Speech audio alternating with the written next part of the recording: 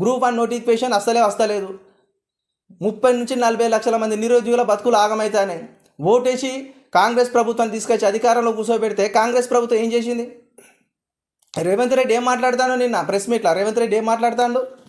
6 guarantee హామీలు నెరవేరాలంటే కేంద్రంలో Congress party గెలవాలి.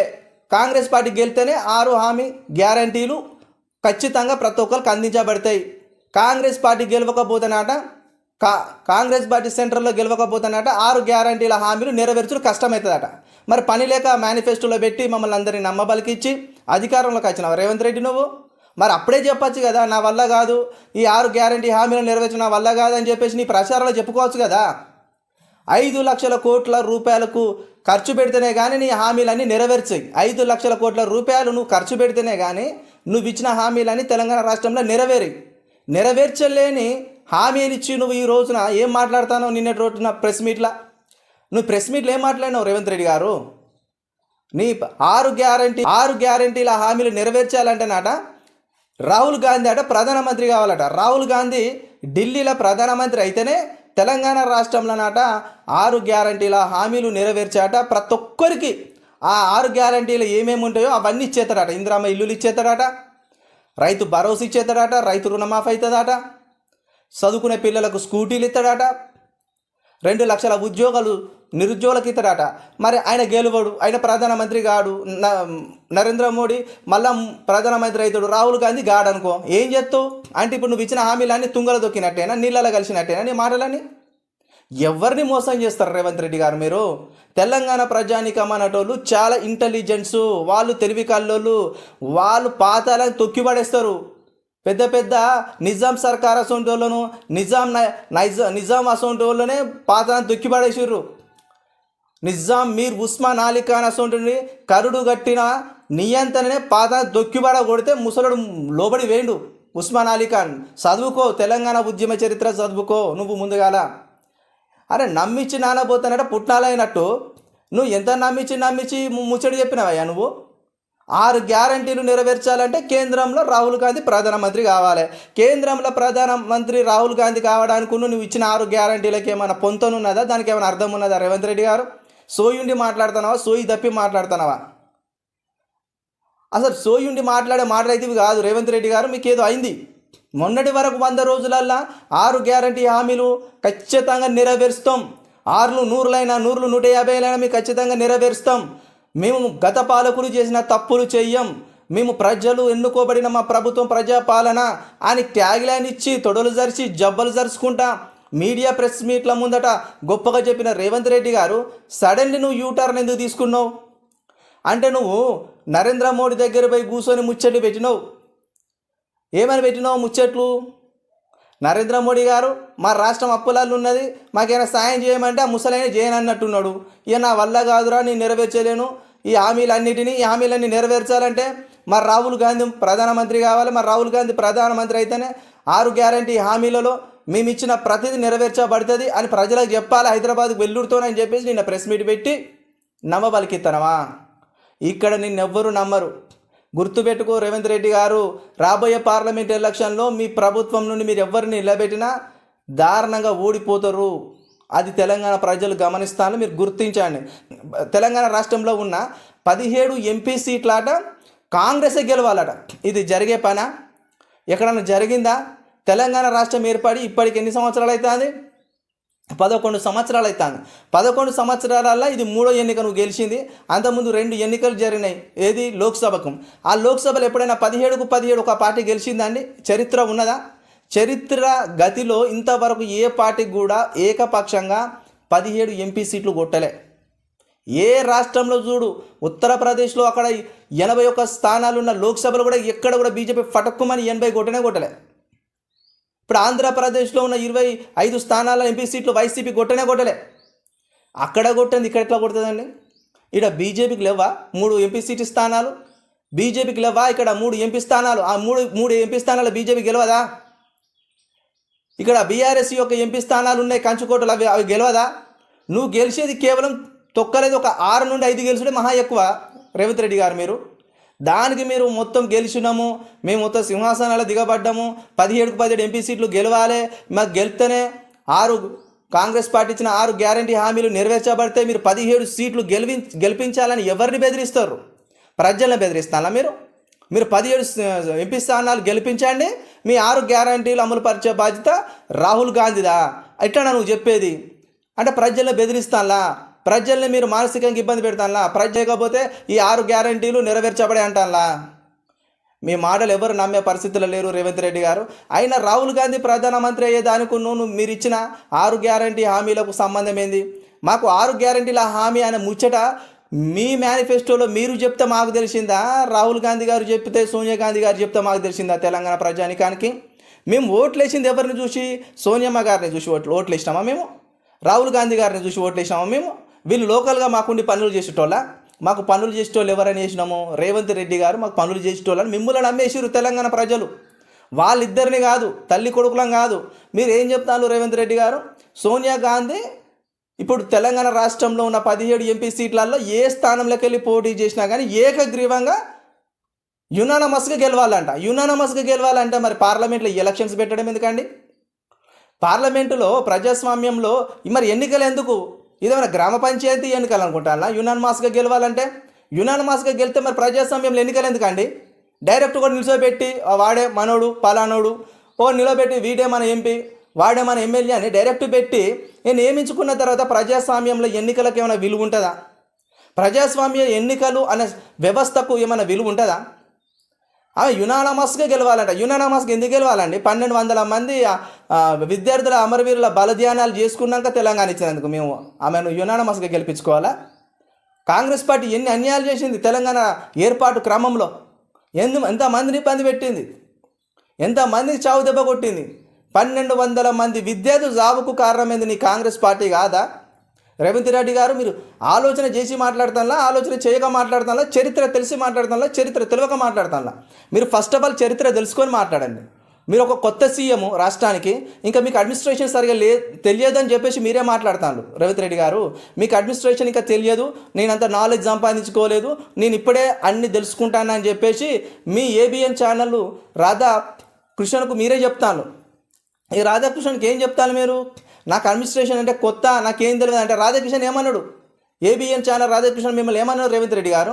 33 జిల్లాలు మీకు పేర్లు తెలుసా? తెలంగాణ రాష్ట్రంలో 33 జిల్లాల్లో పేర్లు తెలుసా? అంటే ఒక సీఎం స్థాయిలో ఉన్న వ్యక్తివి నువ్వు. తెలంగాణ రాష్ట్ర భౌగోళిక పరిస్థితుల గురించి నీకు తెలియదు? నువ్వేం మాట్లాడుతావు? ఆ న్యూస్ ఛానల్ ఆయన చెప్తే ఏబిఎన్ చైర్మన్ రాధాకృష్ణ అడిగిన క్వశ్చన్కి 33 జిల్లాల పేరు చెప్పంటే నాకు తెలియదు అంటావా? ఇది ఒక సీఎం స్థాయిలో ఉన్న వ్యక్తివి నువ్వు. 33 జిల్లాల గురించి 5వ తరగతి 6వ తరగతి పోరని అడిగినా చెప్తాడయ్యా? నోటికి చెప్పి పడేస్తాడు. ఒక తెలంగాణ రాష్ట్ర ముఖ్యమంత్రి అయినప్పుడు నువ్వు భౌగోళిక పరిస్థితులు, తెలంగాణ బౌండరీస్ ఏంది, ఏ రాష్ట్రము తెలంగాణకు ఆనుకొని ఉన్నది, తెలంగాణ సరిహద్దులు ఉన్న రాష్ట్రాలు ఏంది, తెలంగాణ జిల్లాలలో ఎన్ని జిల్లాలు ఉన్నాయి, ఎన్ని జిల్లాలలో వరి పండించే జిల్లాలు ఉన్నాయి, గోధుమ పండించే జిల్లాలు ఉన్నాయి, అత్యధికంగా పత్తి పండించే జిల్లాలు ఏంటి, తెలంగాణ రాష్ట్రంలో ఏ జిల్లాలలో తలసరి ఆదాయం ఎక్కువ, హైదరాబాద్ తర్వాత అత్యధికంగా జనాభా పాపులేషన్ ఉన్న జిల్లా ఏంది, ఇవన్నీ నువ్వు తెలుసుకున్న బాధ్యత నీది కాదా? ఏదో అడ్డి మరి గుడ్డిలా నేను షార్ట్ కట్లో వచ్చి ముఖ్యమంత్రిని అయిపోయాను అనుకుంటున్నావు ఏంది? ఇంత బాధ్యత రహితంగా మీరు ఎందుకు మాట్లాడతాను రేవంత్ రెడ్డి గారు? మీరు న్యూస్ ఛానల్లో పోయి మాట్లాడితే నాకు బాధేస్తుంది. ఎందుకు బాధేస్తుంది అంటే ఆడవాడు మాట్లాడుతుంటే మీరు ఎందుకు ఇట్లా మాట్లాడతారు? ఆయన ఏబిఎన్ ఛానల్ చైర్మన్ రాధాకృష్ణ కూర్చుంటే మీరు నిల్సొని పోకే తీసుకోవడం, మీరు ముఖ్యమంత్రి గారు అనుకుంటానా లేకపోతే ఏదనుకుంటానండి? అది తప్పు కదా. అంటే ఇక్కడ మా 4 కోట్ల మంది తెలంగాణ ప్రజల యొక్క ఆత్మాభిమానాన్ని మీరు అక్కడ భంగపాటు పరిచిర్రు. మేము ఎంతో బాధపడ్డాం. మీరు మా రాష్ట్రానికి ముఖ్యమంత్రి గారు, మా యొక్క రాష్ట్రానికి మీరు నిజం చెప్తున్న ఒక గొప్ప వ్యక్తిగా మేము అనుకుంటాను. రాష్ట్రానికి పెద్దన్న లాంటి వారు, మా రాష్ట్రానికి పెద్దన్న లాంటి వారని మీరు వెళ్ళి ఏబిఎన్ రాధాకృష్ణన్ యొక్క ఛానల్లో కూర్చొని ఆయన బొకే బలపరిచి వాడు కూర్చొని బొకే ఎత్తా అంటే మీరు నిల్చొని తీసుకుంటారు. ఇదేనా మీరు దీన్ని నేర్చుకున్న సభ్య సంస్కారం? మా తెలంగాణ ప్రజల ఆత్మగౌరవాన్ని మీరిద్దరు కలిసి బాధ పెట్టడానికి? రేవంత్ రెడ్డి గారు ఇలాంటి చేయకండి. ఎంత పెద్దోడైనా, వాడు ఎంత పెద్ద న్యూస్ ఛానల్లోడైనా, ఎంత పెద్ద సంస్థకు అధిపతి అయినా, you are my chief CM in the state. మీరు ఫస్ట్ ఆఫ్ ఆల్ మా రాష్ట్రానికి మీరు ముఖ్యమంత్రి, ఆ తర్వాతనే ఏదైనా మీకు దోస్తానా ఉంటే మీరు రూమ్లలో చూసుకోర్రి. అంతేగాని ఈ బహిరంగంగా ఉండే న్యూస్ ఛానళ్ళల్లో ఇంటర్వ్యూలలో అట్లా చేయకండి. ఏబిఎన్ ఛానల్ పోయి కూర్చున్నావు, వాడు కూర్చొని నీకు బొక్క ఇస్తే నువ్వు లేచి తీసుకుంటున్నావు. నువ్వు ఎవరికి తక్కువ వ్యవహరిస్తున్నావు? ఇప్పుడు ఇస్తే ఇస్తే లేకపోతే లేదా జాబు? నువ్వు తెలంగాణ ఆత్మగౌరవం ఏడుంచినావు నీకోసం. ఆ రోజు నువ్వు గెలవనప్పుడు అధికారంలోకి వస్తే ఖచ్చితంగా రద్దు చేస్తామన్నావు. మేము కష్టపడడం, ఫ్యామిలీని వదులుకొని కష్టపడడం. నైట్ 1 గంటకు 12 గంటల వరకు ఇంటికి చేరుకోలేదన్నా, కష్టపడి గ్రామాలలో పనిచేసినాము. నీ 6 గ్యారెంటీలు చూసి ఎవరు ఓటేలే సార్. నన్ను గుర్తుపెట్టుకొని మీరు నన్ను ఏమన్నా చేయొచ్చు, నాకేం బాధ లేదు. అయిపోయింది ఈ నోటిఫికేషన్ తర్వాత నాకు నెక్స్ట్ నోటిఫికేషన్ ఛాన్స్ లేదు. I'm 32 years now. 32 నాకు నెక్స్ట్ నోటిఫికేషన్ ఛాన్స్ లేదు. ఒకవేళ ఏజ్ రిలాక్సేషన్ ఇస్తే ఉంటది. నాకు దొంగ సర్టిఫికేట్ పెట్టుకొని జాబ్ కొట్టాల్సిన అవసరం లేదు. పోలీసు జాబ్ కొడితే ఆ డ్రెస్ గర్వించాలన్న విధంగా నేను కష్టపడి ప్రాక్టీస్ చేసిన గ్రౌండ్ ఉంటే మనోభావాలు అవి దెబ్బతింటనే కదా మా రాష్ట్ర ముఖ్యమంత్రి గారు ఇలా ఏంది అని. ఏ రోజైనా మా మాజీ ముఖ్యమంత్రి కేసీఆర్ గారు అట్లా చేసిర్రా? ఎవరి దగ్గరికి అన్న పోయి ఎవరి దగ్గర పోయి అయినప్పుడు కూడా తన ఆత్మగౌరవాన్ని కానీ తెలంగాణ ప్రజల ఆత్మగౌరవం కానీ కొద్దిలో కూడా ఇబ్బంది కలగకుండా వివరించిండు. మీరు అది నేర్చుకోండి. ఫస్ట్ ఆఫ్ ఆల్ మీరేదో ముఖ్యమంత్రి అవుతారు, 100 రోజులలో 6 గ్యారెంటీలు నెరవేరుస్తారంటే సావు కబురు చల్లంగా చెప్పినట్టు నిమ్మలంగా చెప్తావు. ఈ 6 గ్యారెంటీ హామీలు నెరవేరబడాలంటే రాహుల్ గాంధీ గారిని ప్రధానమంత్రి చేయాలి. కేంద్రంలో కాంగ్రెస్ పార్టీ గెలిస్తేనే 6 గ్యారెంటీలు నెరవేర్చబడతాయి, లేకపోతే లేదు. ఎక్కడున్న గొంగడు అక్కడనే, ఎక్కడున్న దుప్పటి అక్కడనే, ఎక్కడున్న బతుకులు అక్కడనే, ఎక్కడున్నది ఆన్నే అంటావు. ఇందుకేనే నిన్ను గెలిపించింది. సంపద సృష్టిస్తా అంటే కదా రేవంత్ రెడ్డి గారు. మీరు ఏం సంపద సృష్టిస్తావు? బట్టి గారు ఏమంటారు, బిల్డర్లు అందరూ హ్యాపీగా ఉండండి, కన్స్ట్రక్షన్ బిల్డర్స్, మీరు సంపద సృష్టికర్తలట. నిజంగా చెప్తానని ఇన్ని బుక్కులు చదివినా, ఇంత స్టడీ చేసినా కూడా ఏనాడు కూడా నాకైతే నిజం నేను చెప్తానండి, ఎక్కడ కూడా సంపద సృష్టికర్తలు ఈ యొక్క బిల్డింగ్ కన్స్ట్రక్షన్స్ వారని ఎక్కడ చదవలే. సంపద సృష్టికర్తలు ఎవరండి?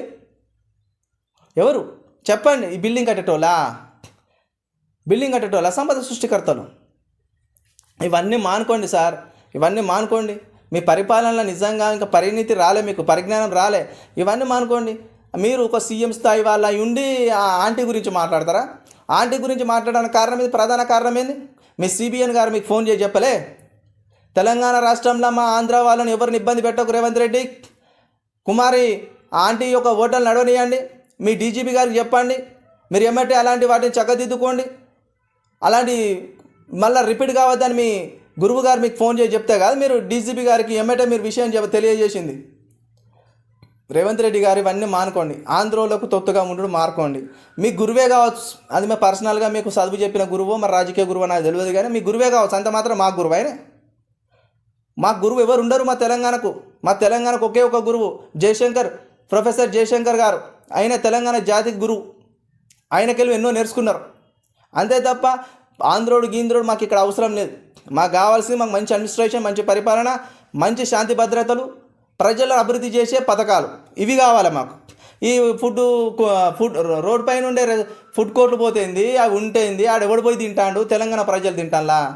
ఈ రోజున హైదరాబాద్లో ఐటీ సెంటర్లలో అత్యధికంగా ఉద్యోగాలు చేసే ఆంధ్రోలు కాదు, బెంగళూరుకి వెళ్ళి వచ్చిన వాళ్ళు కాదు, పూణేకి వెళ్ళి వచ్చిన వాళ్ళు కాదు, వాళ్ళు తినే ఓటర్లల్లో ఈరోజు ఎందుకు దీని మీద అంత విషయం రాజ్యాంతము? కుమారాంటి తక్కువ సంపాదించిందా? మిత్రులారా, మీరు నా వీడియో చూసి మిత్రులారా, కుమారాంటి పేదదా? రోజు ఆమె 60,000 రూపాయలు సంపాదిస్తుందంట. మ్యాక్సిమం ఒక 600 మందికి ఆమె 200 రూపాయల చొప్పున వేసుకున్న 60,000 సంపాదిస్తుంది. అంటే 18 లక్షల రూపాయలు సంపాదిస్తుంది నెలన. మీరు ఎవరన్నా నా వీడియో చూసే వాళ్ళు 18 లక్షలు సంపాదించే వాళ్ళు ఉన్నారా? 18 లక్షలల్లో ఆమె ఖర్చులు, ఆమె మెయింటెనెన్స్, ఆ ఫుడ్కి సంబంధించి అన్నీ పోగా 6 లక్షలు మిగులుతాయంట ఆమెకు. 6 లక్షలు సంపాదించే ఉన్నారా అండి ఎవరైనా మన తెలంగాణ రాష్ట్రంలో? ఒక 20,000 జీతం, 30,000 జీతం సంఘనాకటోడు ఎవ్వడే లేడు. 15,000 కూడా లేవు ఎక్కడ. తెలంగాణ రాష్ట్రంలో నిరుద్యోగత పెరిగిపోయింది. మనోడు ఏదైనా బిజినెస్ పెట్టినా కూడా తనకు పిచ్చ కాంపిటీషన్. అటు మార్వాడోడు పెడతాడు, ఇటు ఇంకోటి పెడతాడు, ఆంధ్రోడు పెడతాడు. మనోడు ఎవ్వడు బతకాదు. పక్కకి వెళ్ళి వచ్చి హోటళ్ళు పెట్టుకుని సపోర్ట్ చేద్దాం, పక్కకి వెళ్ళి రాజస్థాన్కి వెళ్ళి స్వీట్ హౌస్ పెట్టుకున్నాను సపోర్ట్ చేద్దాం, పక్కకి వెళ్ళి రాష్ట్రాలకు వెళ్ళి ఫ్లైవుడ్ షాపులు పెట్టుకున్నాను సపోర్ట్ చేద్దాం. మన తెలంగాణలో ఏడ ఉన్న ఆనబండుర్రి ఆ బీహార్ వాళ్ళు వచ్చి హోటళ్ళల్లో పని చేస్తారు, ఆ బీహార్ వాడు వచ్చి మన పంట చేనులలో వరి నాట్లు వేసిపోతాడు, ఆ ఒరిసోడు వచ్చి ఇక్కడ ఆటో డ్రైవర్ల ఓలా ఆటోలు, గీరో ఆటోలు దోలుకుంటా పంటాడు. మన తెలంగాణ బిడ్డల బతుకులు గట్టడి బిచ్చంగా, బాధగా, బీదగా ఉంటాయి. ఇదేనా? ఇప్పటికైనా మనం చైతన్యవంతులం అవుదాము. లోకల్ ఉద్యోగాలే కావాలి. మన లోకల్లోలకు 95% ఉద్యోగాలు ఇవ్వండి ప్రైవేట్ రంగంలో అని. గవర్నమెంట్ అంటే గవర్నమెంట్ రంగంలో కేసీఆర్ గారు ఆ జీవో పెట్టిండు, జోన్లు పెట్టిండు, పోయిండు, అది కరెక్ట్ ఉన్నది. తెలంగాణ కూడా ప్రైవేటు ఉద్యోగాలలో కూడా 95% లోకల్లోకి ఇవ్వండి, నాన్ లోకల్కి 5% ఇచ్చేయండి. కథం. ముందు మనోడు బతకాలే, మనోడు బతికి మనోడు అభివృద్ధి చెందిన తర్వాత పక్కోడి గురించి ఆలోచిద్దాం. మనోడి పొట్ట కొట్టి మనోడికి ఎండుతాంద్ర లోపట అంటే బయటోడి గురించి మనకెందుకన్నా, అవసరం లేదు. రేవంత్ రెడ్డి గారు, మీరు ఇంకోటి మీ దృష్టికి తీసుకొస్తున్నా, మీరు 6 గ్యారంటీల మీద అనవసరమైన రాజకీయాలు చేయకండి. మీరు ప్రజల మైండ్ను డైవర్ట్ చేయకండి. ప్రతిపక్షాలకు మీరు ఏదైనా కౌంటర్ ఇచ్చుకోవాలంటే మీ వేళ మీరు ఇచ్చుకోవాలి. కానీ మా తెలంగాణ ప్రజలైతే 4 కోట్ల మంది మీరిచ్చే 6 గ్యారంటీల కోసం 1000 కనులతో ఎదురు చూస్తాను. 100 రోజులలో అవి నెరవేరకపోతే మట్టుకైతే చాలా ఇబ్బంది అయిన పరిస్థితులు మీ ప్రభుత్వం ఎదుర్కోవాల్సి వస్తుంది. అది ఎన్నికల ద్వారా, మా ఓటు అనే ఆయుధం ద్వారా.